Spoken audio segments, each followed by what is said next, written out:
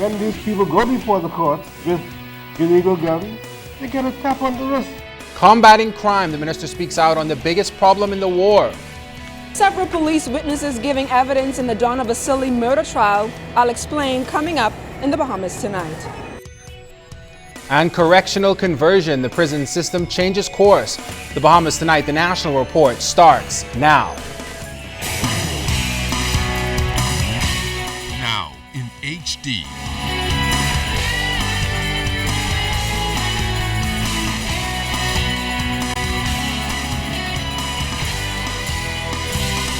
ZNS Network presents The Bahamas Tonight. This portion of the news brought to you by BTC Everyday.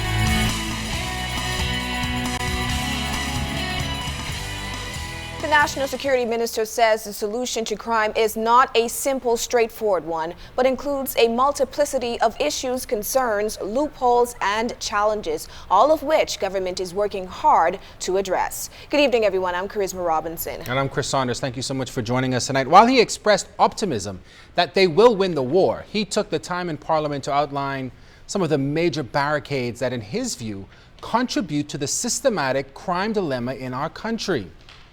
Here's Clint Watson.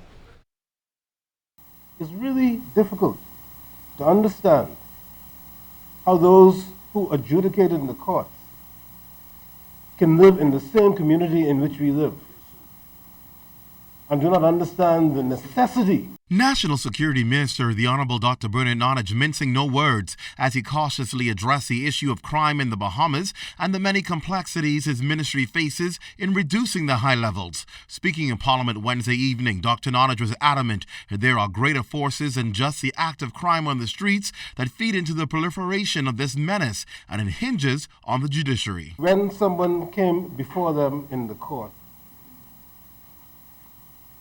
carrying an illegal gun and ammunition, it was somebody's good son, and they couldn't bring themselves to pass the sentence that was on the books. The judge or magistrate. And then they made us come back here, you're right, and take it off the books, because they say the mandatory sentence was unconstitutional.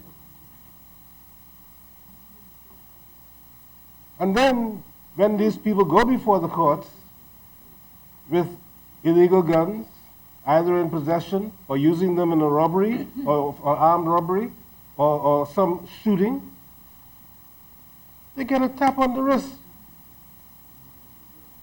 A couple of months, Mr. Speaker, and they're back out on the street. Minister Nonage also took issue with the continuous call for capital punishment. I don't know why we come in here and talk about capital punishment over and over and over and know, Mr. Speaker, that there has been a ruling from the Supreme Appellate Jurisdiction of the Bahamas that there are only the rarest circumstances in which you can administer the death penalty. It has to be the worst of the worst. And it doesn't seem as if what is considered the worst of the worst in the Bahamas is considered the worst of the worst by the appellate court. And anybody who is sentenced to death has the right to appeal. Quoting statistics, Dr. Nonage noted that last year there were 30 persons killed who were involved in serious crimes themselves. That number this year stands at 15. He used this analogy to bring across another trend that seems to be developing in crime, and that is persons being released on bail only to end up being murdered. Right now, there are young men who are up at Fox Hill, and you talk to them about going on bail. They don't want to go on no bail because they know that their life is at risk. Or they'll take someone else if that is true. But you know, there's another strange thing that's happening in our society, Mr. Speaker. There have been occasions recently where, on information found, we got intelligence that certain persons are at risk, are being targeted. And you warn these people and you tell them they're being targeted, and they think they're Superman. They don't want protection. They don't cooperate. Mr. Speaker. And we've lost people like that. Referring to what he called the triad, meaning gangs, guns, and drugs, among youth, he says continues to be the root causes of crime. The National Security Minister also noted that in 2012, when the gun court was dismantled and cases shared among other magistrates, we saw an increase in gun-related crimes. Clint Watson, ZNS Network News. Meanwhile, Minister of State for Legal Affairs Damian Gomez also weighed in on the crime situation and gang violence, saying the key is stomping out gangs. The police can only do so much. And unless you are going to suggest that we should be assigning a police officer to every gang member who is the target, who has refused to go into protective custody or to whatever program that the police have deployed for them, what more can we do? And to suggest that would mean spending taxpayers' money in a way that taxpayers will balk at. So we have a very difficult situation. And until we actually come to grips fully with the plague of gang violence and gang-related activities, we are likely to be in this vortex. In the middle of an escalation in crime levels, a greater emphasis has been placed on operations at the Department of Corrections. As it transitions from a punitive to correctional facility, it continues to face a number of challenges, including gangs, smuggling of items into the prison, and offenders being killed while out on bail. The man in charge of that facility tonight is speaking with RC Escar Adderley in detail about those issues tonight. Gang culture is just one of the issues forcing officials at the Bahamas Department of Corrections to take measures to curb violence among inmates. Acting Commissioner Patrick Wright revealed Thursday that although gangs are formed prior to incarceration, the rivalry continues while behind bars. He says the discovery was made by the officer in charge of maximum security after numerous disturbances. These persons who are causing this are from rival gangs that come from the streets. And so on that note, he brought it to my attention, and he is fast-tracking, making sure that each particular gangs are housed in separate units. So since then, we have minor incidents, but gangs are real. Another issue facing officials at the Department of Corrections is the smuggling of items, namely cell phones, which Wright says has the potential to do major damage if found in the wrong hands. We just put in a number of cell phone jammers to jam those signals. 90% of them are in max. We are finding now that that trend of cell phones now becoming nil and max because we almost blanket max with the jammers. On Wednesday, the Minister of National Security, the Honorable Dr. Bernard Nottage, told parliamentarians that inmates are afraid to be released on bail for the fear of being killed. Wright confirmed they've noticed this trend, but that fear is not expressed to officials. Each inmate, other than those who on either life and death sentence, they have an expiration date. So whether they want to be here or not, I have to let them go.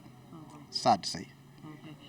But while they are imprisoned, Commissioner Wright underscored that efforts are being made to reform inmates as it moves towards becoming a full correctional facility. C.S. Scatterly, ZNS Network News.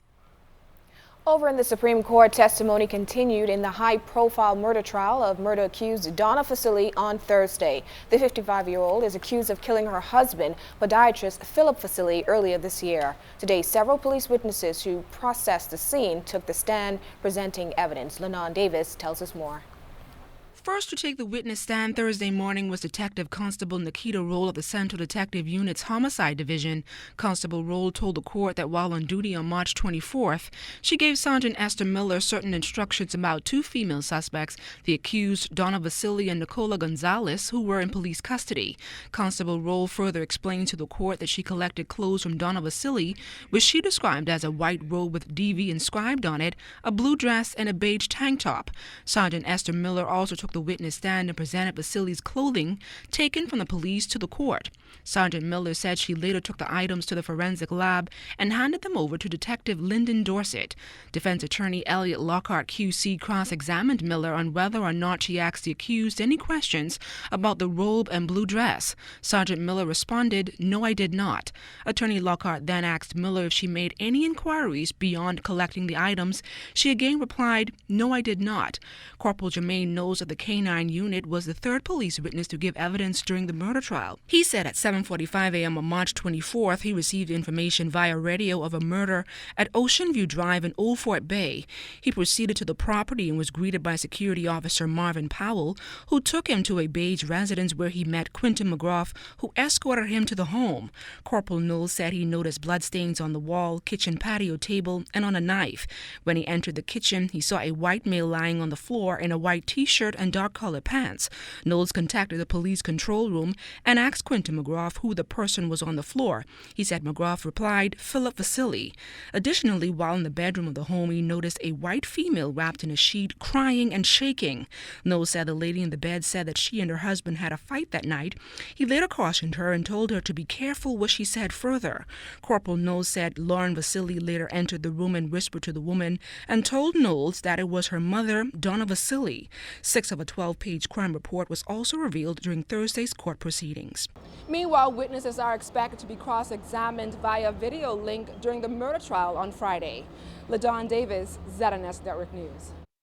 This portion of the news is brought to you by the new Shell & Leaded, designed for extra miles.